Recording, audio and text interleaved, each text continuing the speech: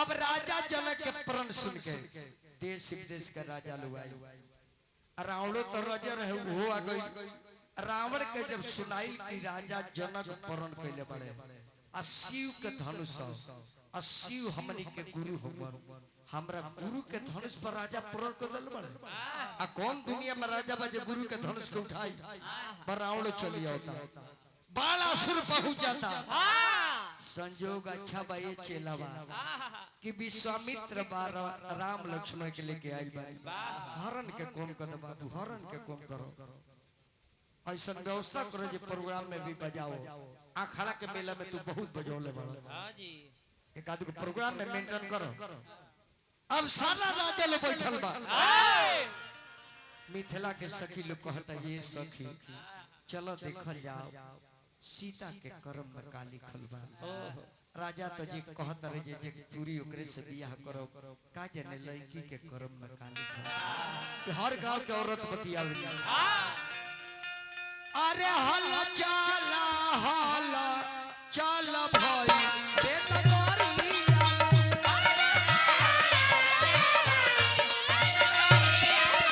राजा जनक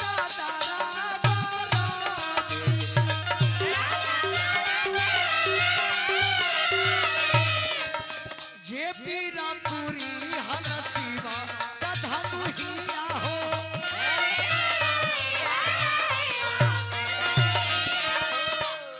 तसिया डाली है गारावा मिहारो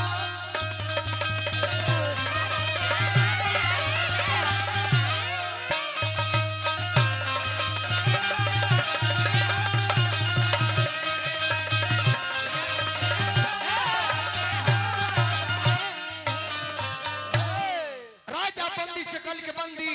घोषणा करो बंदी खड़ा करके कि देश में के लोग मिथिला में आप सबका स्वागत है लेकिन आप लोग को पता हो बाकी ना राजा जनक के प्रतिज्ञा बा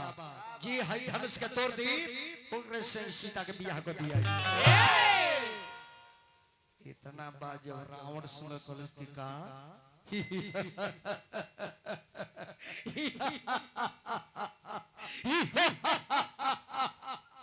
राजा जनक तुम्हें पता नहीं है मैं शिव का वो भक्त हूँ कि 10 गर्दन काट कर चढ़ा देता हूँ और तुम शिव का धनुष को तुमने के लिए राजा लोग को बुलाए।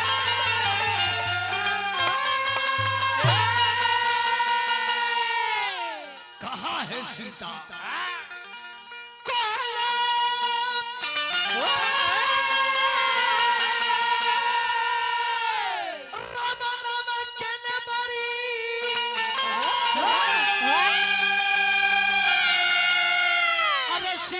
सुकुमार तुरी का धनुहिया ले जाए। अरे लंका बारी माझार तुरी का धनुहिया ले जाए।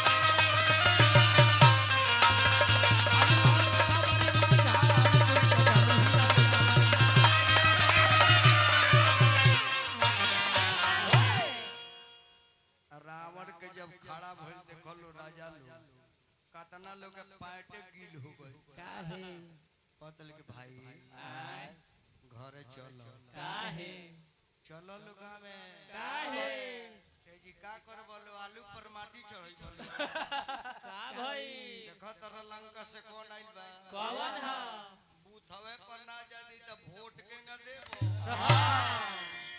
बुझाए दी सेंटरवा पर ना आ रावण जब गइल धनुष के लगे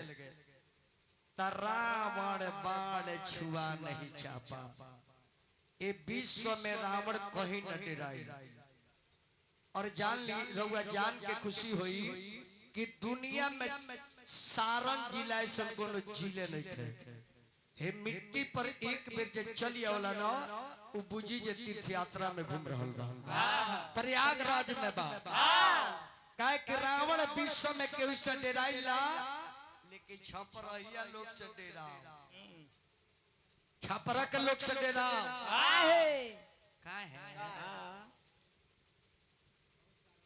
एकर बहुत कारण बा। दधीची ऋषि एही सारण के सारण जौन जिला बा न छापरा में सारण में छापरा सारण जिला के नाम ना हो जिला के नाम है छापरा आ सारण के मानो छापरा गोपालगंज सिवान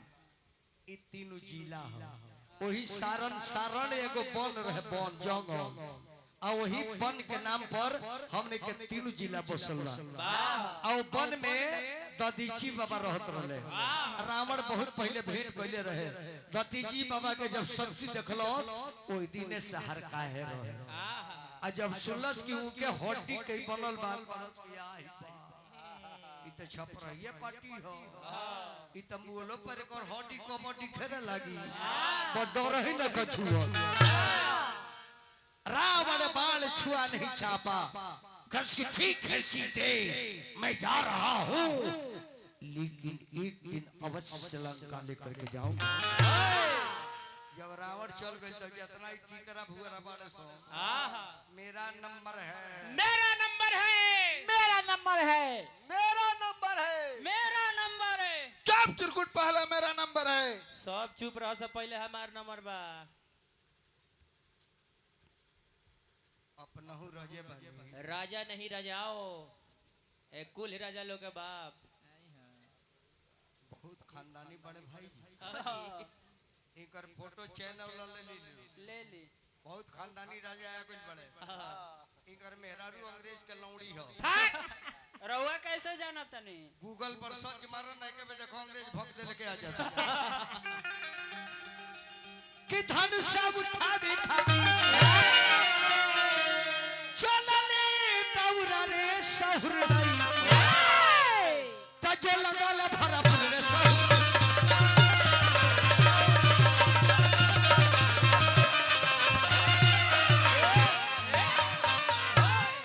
10,000 राजा जमा के हार गइले तुलसी बाबा लिखल भाई जब सबे हार गइल तो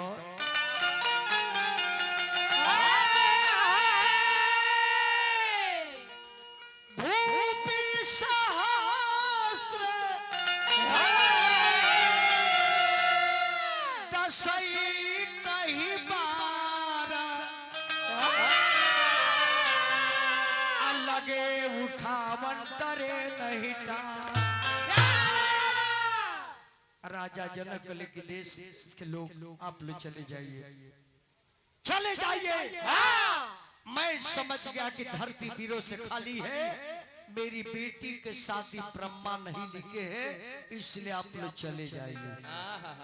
आतना बात जब जनक बोल देता लक्ष्मण जी के देह में आग लगे कल की कहा राजा जनक तेरा पता नहीं कि कहा बोलता रहा जाना सभा में भैया राम बैठल बड़े छत्री वंश के धरोहर छत्री टूट सकता है परंतु झुक नहीं सकता है भगवान के लक्ष्मण लौट जा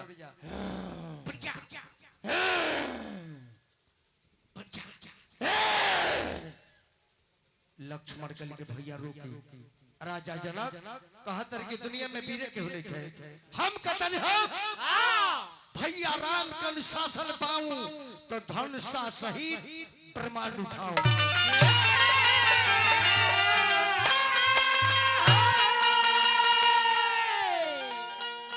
सुन के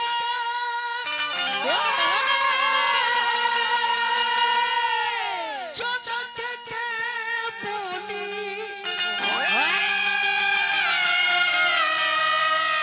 अरे छतरी का लागल रे गोली तया यदि दे अरे भैया जी मोर तते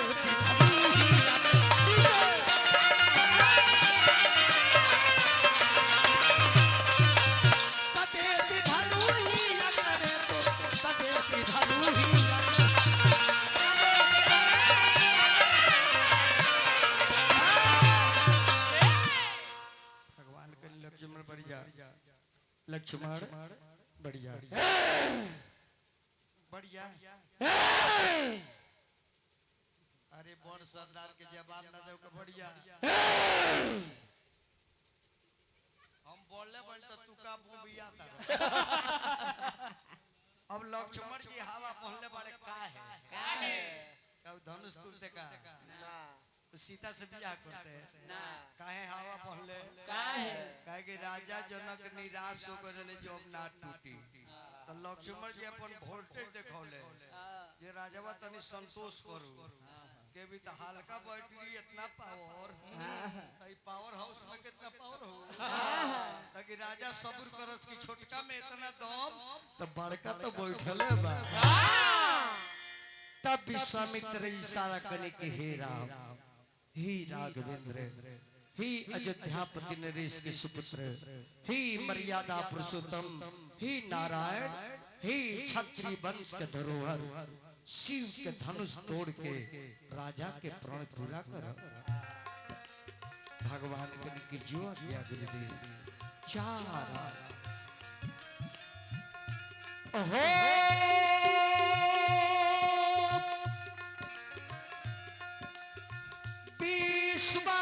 विश्वामित्र समय शुभ जानी समय शुभ जानी आज के जो समय चलता बिहने ना मिली आज के दिन जे आइल बा कीर्तन सुने रोज कीर्तन सुन ले प्यास लाखों देख ले लेकिन आज के दिन में बिहने ना मिली काहे कि आदमी बलवान ना समय बलवान होला जितना भी पढ़े वाला बाबू लोग बा निवेदन करब पढ़ाई से हटे के नहीं के लड़े के बाद पढ़े के बाद आगे बढ़े के बाद और समय से कभी मजाक ना समय से कभी खिलवाड़ ना समय से कभी कंप्रोमाइज नहीं करेंगे समय जब चूक गया तो भगवान को भी देखने में भूल टाइम इज मनी समय ही धन है समय बलवान आदमी बलवान ना होला विश्वामित्र समय शुभ जानी बोले अति सने हमें बड़ा तार साउंड लड़ो भाई भाई अतना को जन बोले में उठा हुरामी भजाऊ भवजापा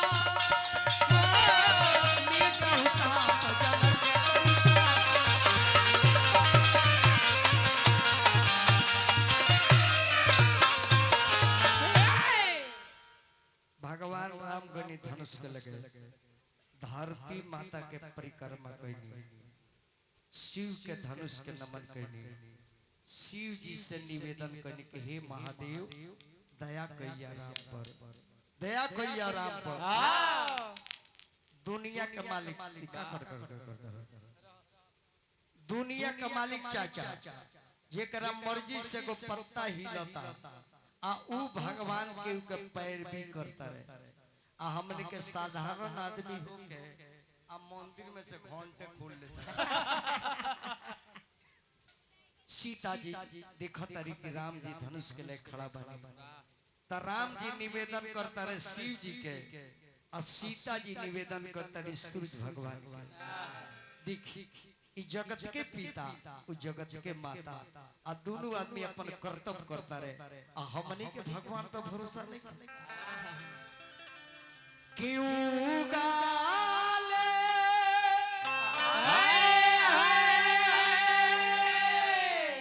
अरे सूरज बाबा हो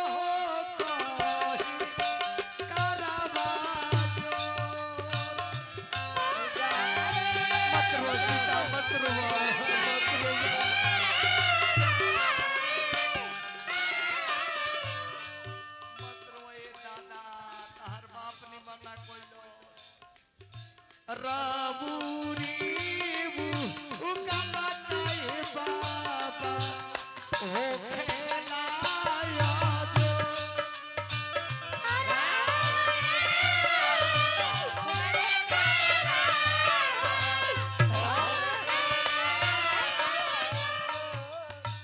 जाना में के दुखी आई बाबा हो माई बाबा नाम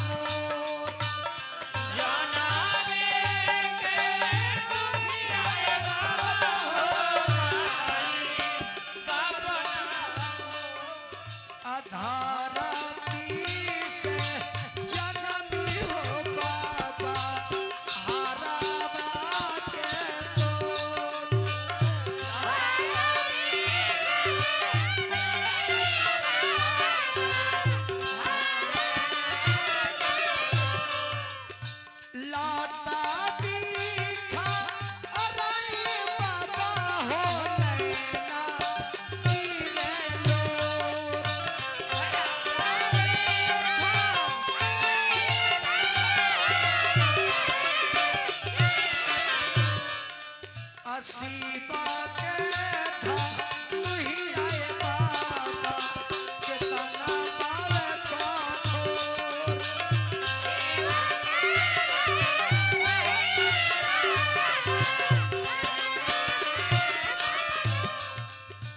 ऐसा न बलवा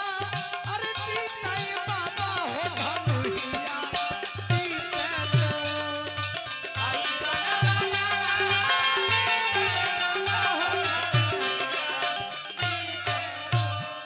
आराम जी के संगवाए बाबा नागा अब जान जाए कि राम जी धनुष के लगे खड़ा बना राजा लो देख के चकित बजे लड़ी कवा का करता 52 बीर बाहर गले बाकी बड़े चनसू हमने के हर घंटे लई कवा का गइल बा आ राम जी शिव जी के ध्यान देले बड़े केहू नहीं के देखो जेगा बिजली चमकेला उंगा राजा लो को अखिए चकमकाए लागल जे दादा उ लई कवा का करता ना के उठावल देखता आ ना के छुवल देखता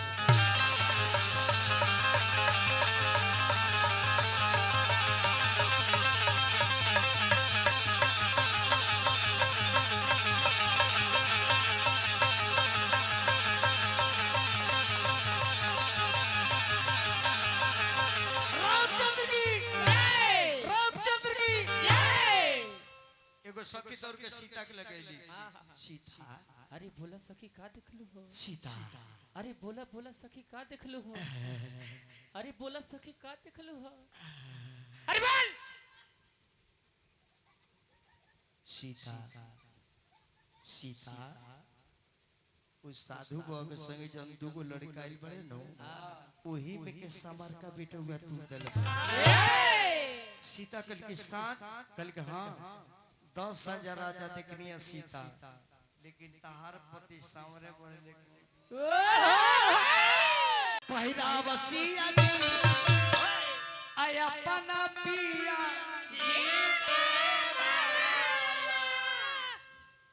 तेही ओढ़ ले चलवा तेही ओढ़ घर अब हेसन मर्द मिली है दुनिया मेरी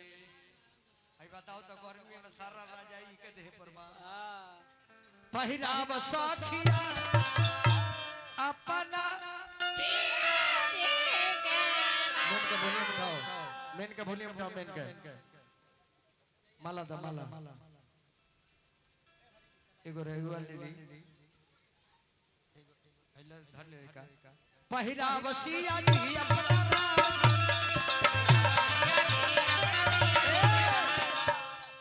राम जी के गर्दन पर लाल पियर ध्वज लगन जागो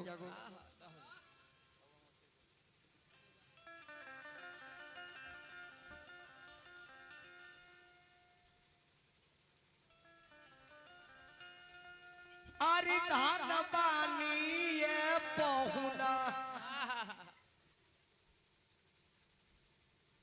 तू नहीं रह अरे धान बानी ये दुल्हा अरे भाग से बेटनी नगर धान बानी ये दुल्हा भाग से बेटनी नगर रहो का भइल मोटा धराई बा होलसेलर में छिड़की अरे ई कौन शैम्पू है जी शैम्पू ना है कंडीशनर हो अच्छा कोबई कर कंडीशन खराब ना हुई राम जी के झोटवा में पोटवा लग जाओ कहियो यूजर होकबे ना कर पहिरावसिया जी अपना राम कलम वाला डाली करम हजुआ से हो गइल तोहरा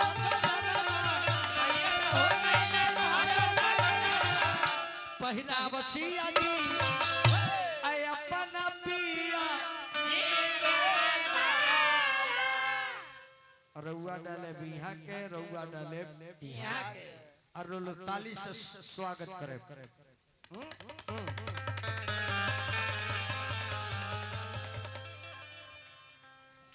ए जी चिन्हावे ले जे दुल्हा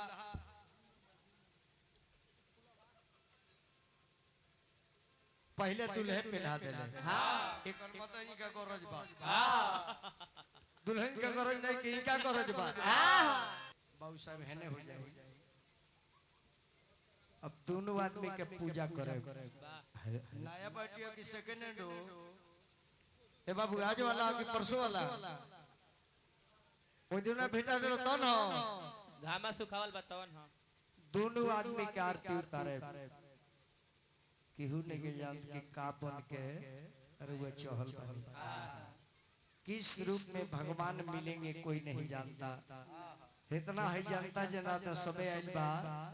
कि कौना गांव से कौन देवता बन के बैठो हमने के का जानता है आंख बा लौकत नहीं थे आंख बन दीवा आरती उतारे पैर पगीरे अजब पैर पगीरे तो अपन हाथ हमरा मुड़ी पर धरे कहीं मजाके उनके धारा कोई सारा दुख दलिदर खत्म हो जाए अरे उतार सखिया हो उतार सखिया हो उतार सखिया हो उतार सखिया